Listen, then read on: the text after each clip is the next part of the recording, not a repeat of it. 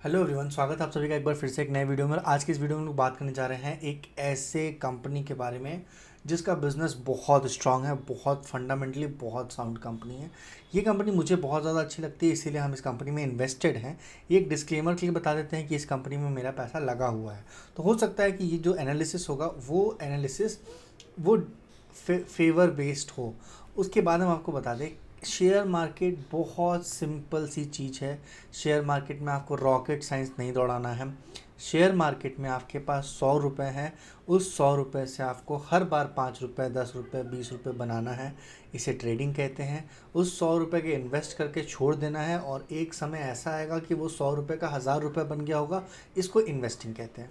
Share market बहुत साधारण सी चीज़ है। शेयर मार्केट बहुत सिंपल सी चीज़ है। शेयर मार्केट में अपने पैसे को वहाँ इन्वेस्ट करना है जो बिज़नेस बहुत स्ट्रांग हो, जिसका बिज़नेस वाकई में बहुत अच्छा हो, फंडामेंटल्स बहुत अच्छे हो, बिज़नेस अच्छा होगा तो वो हर पैसे को मल्टीफोल्ड करेगा और आपका शेयर भी मल्टीफोल्ड होगा, आपका इन्वेस्टेड अमाउंट भी मल्टीफोल्ड होगा। सिंपल सी बात है। आपको ये समझना है कि पैसा वहाँ लगाना है जिसका बिज़नेस बहुत स्ट्रांग हो, बहुत ज़्यादा। बिज़नेस स्ट्रांग होने के ही कारण इस शेयर को हम पिक किए हैं और आपको थंबनेल से पता ही चल गया होगा। हम बात कर रहे हैं मैक्स हेल्थ केयर्स की। अगर मैक्स हेल्थ केयर की आप सिर्फ और सिर्फ लोकेशन डालेंगे ना गूगल पे, तो आपको दिखेगा कि मैक्स हेल्थ केयर एक फ्रेंचाइजी है और इसमें ये बहुत सारे हॉस्पिटल्स आते हैं। मतलब बेसिकली ये सारे के सारे हॉस्पिटल्स जो है वो मैक्स हेल्थ केयर के हॉस्पिटल्स हैं। अगर हम लोग बात करें इनके पास बेस्ट क्या है और ये बहुत इतना बेहतरीन तरीके से कैसे रन कर रहे हैं, तो आपको बता दें वर्ल्ड क्लास मेडिकल केयर आपको मिलता है मैक्स हेल्थ केयर पे। मैक्स हेल्थ केयर में वर्ल्ड क्लास मेडिकल केयर मिलता है। उसके अलावा आपको ये समझना होगा कि मैक्स हेल्थ केयर में जो बहुत सारे मेजर ट्रीटमेंट हॉस्पिटल्स कवर करते हैं, गायनाकोलॉजिस्ट से लेके कार्डियोलॉजी, ऑर्थोपेडिक, ऑनकोलॉजी, न्यूरोलॉजी और न्यूरोसर्जन्स, सारी चीज़ें इनके पास है। ठीक है, मल्टी स्पेशलिस्ट हॉस्पिटल है। और अगर आप लोकेशन की बात करें ना, तो ये आप देख सकते हैं इनके पास ऑल टुगेदर 14 लोकेशंस हैं। अब हम आपको बता दें, इनका सबसे पहला हॉस्पिटल स्टार्ट हुआ था 2005 में, जिसमें आज की डेट में 540 बेड हैं और ये है max super specialist hospital Saket, Delhi. Delhi का जो हेल्थ इंडस्ट्री है वो वाकई में बहुत अच्छा है। दूसरा अगर सेकेंड नंबर पे है 1991 में ये पर्टिकुलर हॉस्पिटल स्टार्ट हुआ था, या हॉस्पिटल का ये ब्रांच स्टार्ट हुआ था, जिसमें आज की डेट में 250 से ऊपर बेड है। ये है max smart super specialist hospital Saket. Same location में ही है। अगर हम लोग बात करें ना, दिल्ली इसलिए है क्योंकि दिल्ली में बहुत सारे लोग जाते हैं और वहाँ पे अपना ट्रीटमेंट करवाते हैं। Max super specialist hospital Pratapganj, Delhi, और ये 1993 में स्टार्ट हुआ था। आज के डेट में इसमें 400 से ज़्यादा बेड है। उसके बाद BLK max super specialist hospital Rajendra palace 1959 में ये हॉस्पिटल स्टार्ट हुआ था और 650 से ज़्यादा बेड है। बेसिकली ये ऑर्डर जो है मतलब डिफरेंट ऑर्डर। जो सबसे पहला हॉस्पिटल आपको बताया तो सबसे पहले ओपन नहीं हुआ था, पर आप देख सकते हैं 1959 से इनका प्रेजेंस है मार्केट में। 2008 में यह हॉस्पिटल स्टार्ट हुआ था, 370 से ज़्यादा बेड है। 2011 में इनका एक और ब्रांच स्टार्ट हुआ था, इसमें 402 से ज़्यादा, ये सलीम बाग में है ये हॉस्पिटल। मतलब Max super specialist hospital is the best thing for if you are going to Delhi for any medical checkup. मतलब इतना बड़ा प्रेजेंस है। आप इनके पोर्टफोलियो को देखिए, मतलब 14 से ज़्यादा हॉस्पिटल्स हैं और 14 से ज़्यादा हॉस्पिटल्स आपको, एक तो इनका कैंसर केयर है, मतलब ये कैंसर स्पेशलिस्ट है लाजपत नगर में। लाजपत नगर के बाद अगर हम बात करें, मतलब एक जो वाइल्ड रेंज ऑफ होता है कि हॉस्पिटल के पास एक बहुत शानदार तरीके से कोई भी चीज़ होता है, ये आप देख सकते हैं स्पेशलिस्ट हॉस्पिटल द्वारिका में है। 2024 में अभी स्टार्ट हुआ था, 2024 में स्टार्ट हुआ था। तो इतना बड़ा प्रेजेंस, मतलब बेहतरीन तरह से एक्सपेंशन है। अब थोड़ा सा इसके शेयर्स को देख लेते हैं। इसके शेयर में एक साल में अगर इसके शेयर का ग्रोथ आप देखेंगे ना तो 54% का ग्रोथ है।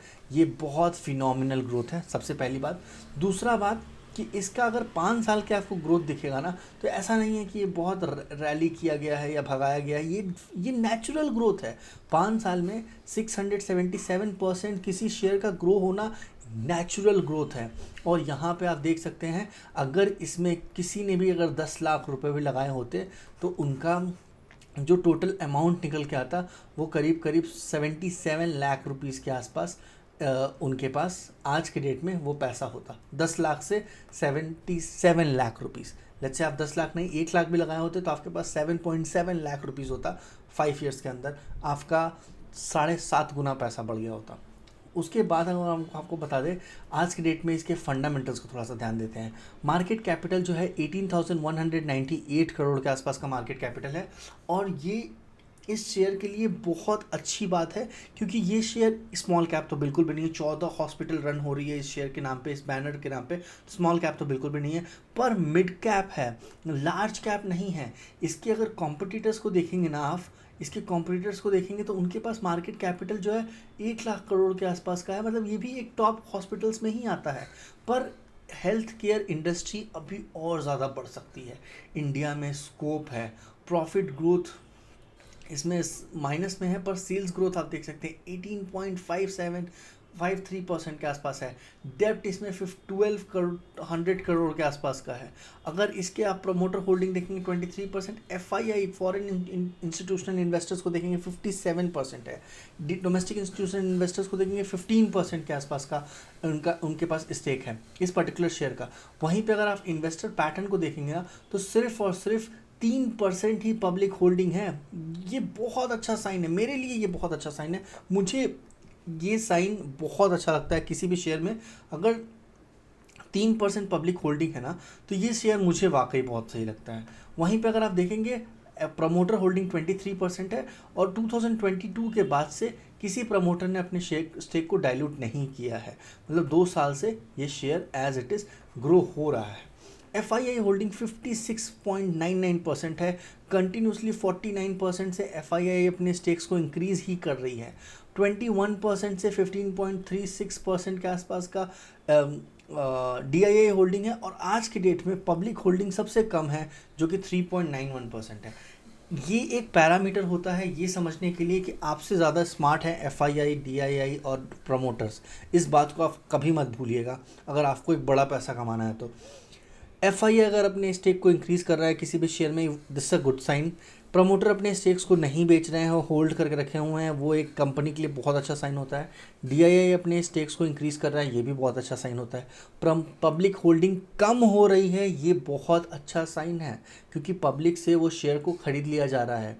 जाहिर सी बात है, पब्लिक से जब उस शेयर को ख़रीद लिया जा रहा है तो कोई बड़ा प्लेयर ही है जो शेयर को ख़रीद के अपने पास रख रहा है। FII रख रहा है, फॉरेन इंस्टीट्यूशनल इन्वेस्टर्स रख रहे हैं, DII रख रहे हैं, प्रमोटर्स रख रहे हैं। बहुत फिनोमिनल सी बात है ये मुझे बहुत अच्छी चीज़ लगती है। उसके अलावा अगर आप इसके बाकी सारी चीज़ों को भी ध्यान देंगे तो मतलब मुझे इंटैक्ट लगता है ये बिज़नेस। सबसे बड़ी बात है ये बिज़नेस बहुत फिनोमिनल तरीके से ग्रो हो रहा है। और अब थोड़ा सा इसके क्वार्टरली रिजल्ट को देखते हैं।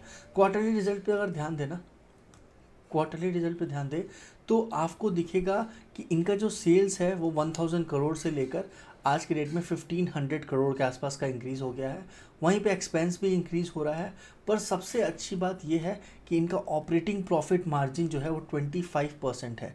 ऑपरेटिंग प्रॉफिट मार्जिन 25% होने का मतलब होता है कि अगर लेट्स से आप 100 रुपीज़ का सेल्स करते हैं तो आपको उसमें एक्सपेंस 75 रुपीज़ का ही करना पड़ेगा। 25 रुपीज़ जो है आप उसमें सेव कर रहे हैं, उसमें बचा पा रहे हैं, आपका प्रॉफिट बन रहा है वो मार्जिन। उसके ऊपर अदर इनकम्स हैं, उसके ऊपर इंटरेस्ट देना पड़ेगा, उसके ऊपर डिप्रिसिएशन है। पर फिर भी अगर आप देखेंगे ना तो 26% टैक्स काटने के बाद 236 करोड़ के आसपास की ये कंपनी के पास प्रॉफिट, नेट प्रॉफिट बन रहा है और EPS ग्रोथ फिनोमिनली हो रहा है। तो ये एक बहुत अच्छा साइन है। तो मुझे ये कंपनी काफ़ी अच्छी लगती है। बाकी अपने रिसर्च को ज़रूर कर ले। किसी के कहने पर, यूट्यूब के वीडियो देख लेने पर आप इन्फ्लुएंस होकर 1 रुपया भी आपको लगाने की ज़रूरत नहीं है। खुद के रिसर्च कीजिए, खुद स्टडी कीजिए, बिज़नेस को समझिए। अगर आप बिज़नेस को समझेंगे ना, बिज़नेस अगर प्रॉफिटेबल लगता है आपको, आप उस धंधे को समझेंगे और उस बिज़नेस के कारण पैसा डालेंगे ना, तो ही आप शेयर मार्केट में बहुत अच्छा पैसा बना पाएंगे। आप सिर्फ और सिर्फ किसी से इन्फ्लुएंस होकर पैसा नहीं बना सकते हैं, आप किसी को फॉलो करके भी पैसा नहीं बना सकते हैं। अपने स्टडीज़, अपने फंडामेंटल्स को ज़रूर ध्यान में रखिए। मिलते हैं किसी नए वीडियो में, किसी नए टॉपिक पे। तब तक के लिए stay tune, take care, thank you so much guys. अगर आपको लगता है कि मुझे किसी भी शेयर, ETF या म्यूचुअल फंड के बारे में एनालिसिस करना चाहिए, तो आप कमेंट सेक्शन में उसके बारे में नाम बता सकते हैं। हम डेफिनेटली उस पर काम करने की कोशिश करेंगे। Bye bye, take care, thank you so much.